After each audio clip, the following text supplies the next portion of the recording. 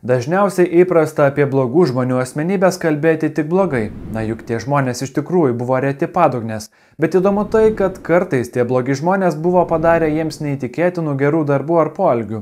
Būtent tai, pamaniau, šiandien būtų įdomu su jumis aptarti.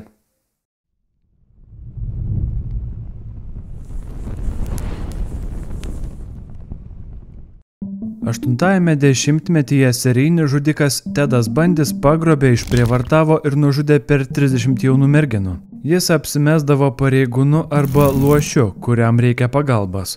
Savo teatraliniais sugebėjimais susiviliojęs auką į savo automobilį nuveždavo į atokią vietą.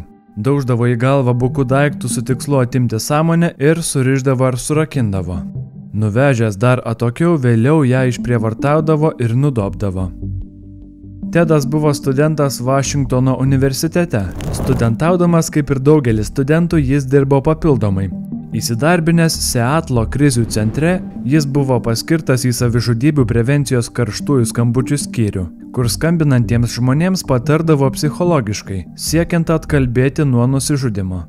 Nors viena jo bendradarbių sakė, kad jis atiminėjo gyvybės, bet ir jas gelbėjo. Manoma, kad dirbdamas krizių centre Tedas mokėsi manipuliuoti žmonėmis. Kriminaliniai psichologai sako, kad jam tai padėjo suprasti pažeidžiamų žmonių psichologiją. Žymusis kulto lyderis, apie kurį jau nekartą esu pasakojęs, kadaise suorganizavo masinę 918 žmonių žmogžudystę. Jimas Jonesas 8-ajame dešimtmetyje buvo užverbavęs tūkstančių žmonių ir privertęs juos patikėti, kad jis yra išrinktasis ir dieviškas. Nepaisant šios tragiškos baigties, jis savo švietėjišką veiklą pradėjo nuo žmogaus teisių judėjimo. Jis keliavo po šalį pasakodamas apie žmonių lygybę, agituodamas prieš rasizmą ir bet kokią socialinę atskirtį.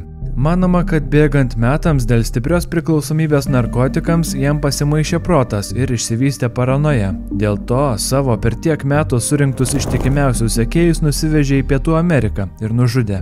Galvojo, kad įtikinęs nusižudyti taip visus išlaisvins iš sistemos ir sukurs utopinį pasaulį. Žymusis kokaino karalius Pablo Escobaras turėjo ir iki šiol turi dvilypę reputaciją. Nors jis buvo pražudęs begalės žmonių, teroru, korupcija ir kontrabanda sugriovęs šalies ekonomiką ir teisėsaugą, daug žmonių, ypatingai nepasiturintys, iki pat šiandien jį myli, romantizuoja ir gerbia. Daug kolumbiečių jį matė kaip Robin Hoodo veikėją.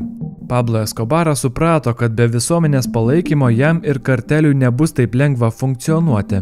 Todėl iš narkotikų susikrautais turtais įstatė futbolo stadionus, ligoninės, daugiabučius namus ir mėtydavo pinigus skurstantiesiems. 1982 Escobarą netgi buvo išrinkę į Kolumbijos kongresą. Vėliau iš jo buvo pašalintas, kai nebebuvo galima ignoruoti jo kriminalinės veiklos. Jis buvo nušautas 93-aisiais per susirėmimą su Jungtinių valstijų specialiosiomis tarnybomis.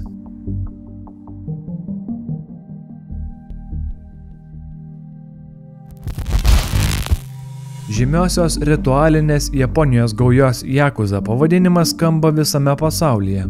Nors dabar jau gerokai susilpnėjusi, ši mafija žinoma dėl prekybos narkotikais, nelegalių lošimų organizavimo, reketo, smurtinių nusikaltimų ir kitos organizuotos veiklos Japonijoje ir aplinkinėse šalyse. Labiausiai jie atpažįstami iš tatuiruočių ir nukirsto mažojo rankos piršto. Bet kaip ir Escobaro karteliui, su žmonėmis ryšiai jiems rasti reikėjo. Taigi visuomeniai naudinga veikla bandė užsiimti ir jie. Pavyzdžiui, Jakuza savo valdomose rajonuose neleisdavo veikti kitoms gaujoms ar nusikaltėliams, taip sumažinant bendrą nusikalstamumą. Taip pat gauja padėdavo per įvairias jų šalį užklupusias nelaimės, atsiųsdavo pagalbai reikalingos įrangos, net sraigtasparnius. Per žymųjį 2011 tsunami į pagalbą atsiuntė kelis šimtus sunkvežimių su maistu, paklodėmis, sauskelnėmis, žibintais, geriamu vandeniu ir kitais būtiniausiais daiktais.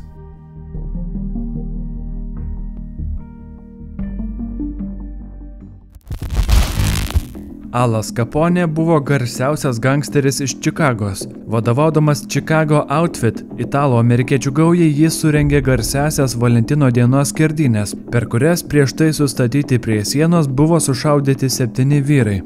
Gauja labiausiai žinoma dėl plėšikavimų, reketavimo, žmogžudysčių, kankinimų, nelegalių lošimų organizavimo, automobilių vagysčių, papirkinėjimo, narkotikų kontrabandos, sukčiavimo, prostitucijos tinklo įkūrimo ir žmonių išnaudojimo.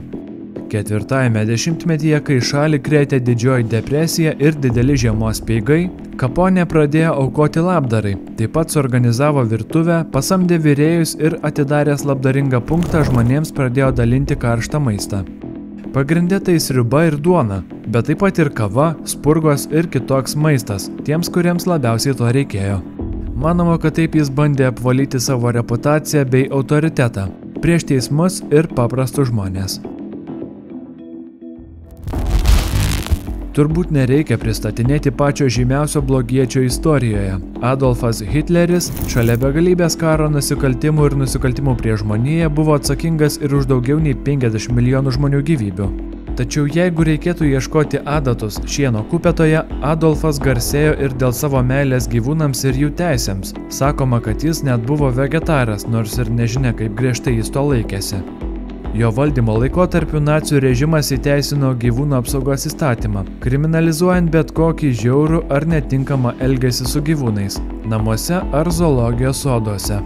Taip pat buvo suvaržytos medžiotojų teisės ir veikimo būdai. Daug dėmesio skirta laukinių gyvūnų geroviai. Manoma, kad taip Führeris bandė iliustruoti savo ideologiją, kur Vokietijos gamta ir žemės buvo arti dievybės. Jam atrodė, kad viskas, kas iš Vokietijos, įskaitant ir gyvūnus, yra tyra ir šventa, o visa, kas už jos, be vertės ir teisės gyventi.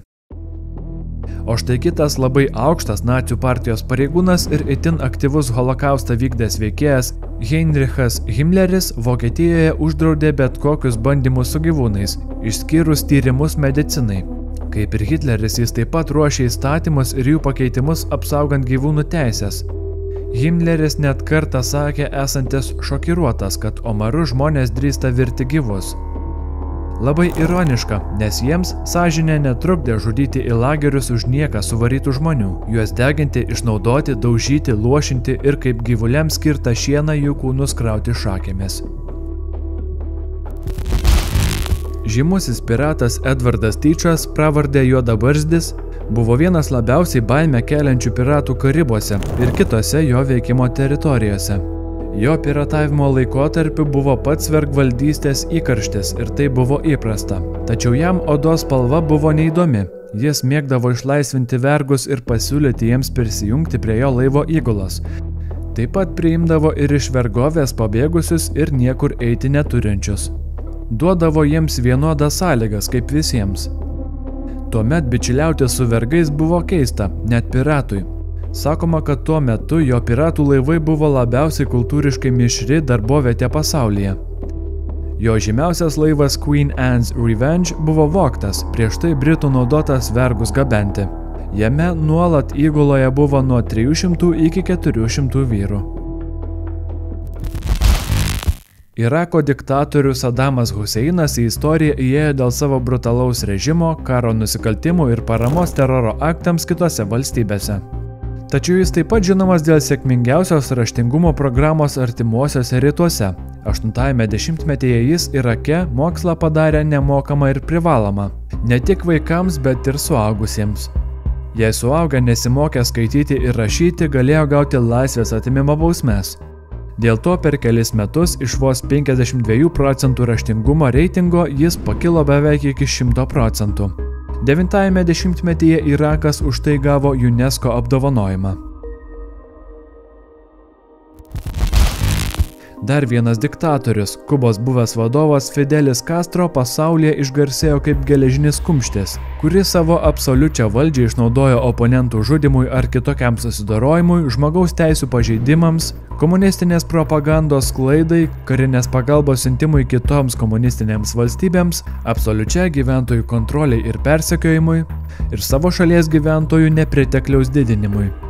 Tačiau pagirų jis dažniausiai sulaukia tik už du dalykus – mokslą ir sveikatą. Savo diktatūrinio valdymo laikotarpiu jis sėkmingai pertvarkė šalies sveikatos apsaugos ir mokslo sistemas. Medicina išsivystė į pažengusią industriją, kuri buvo prieinama ir nemokama kiekvienam. Buvo investuojama į gydytojų mokslą, praktikas ir mokslinius tyrimus. Taip pat kubiečiai atsidūrė prie vienų labiausiai raštingų tautų pasaulyje. Kuris iš šių atvejų jūs nustebino labiausiai? Pasidalinkite komentaruose. Ačiū, kad žiūrėjote. Kaip visada, paspauskite mygtuką patinka ir jei to dar nesate padarę, prenumeruokite mano kanalą. Dėkuoju už palaikymą. Iki kito karto.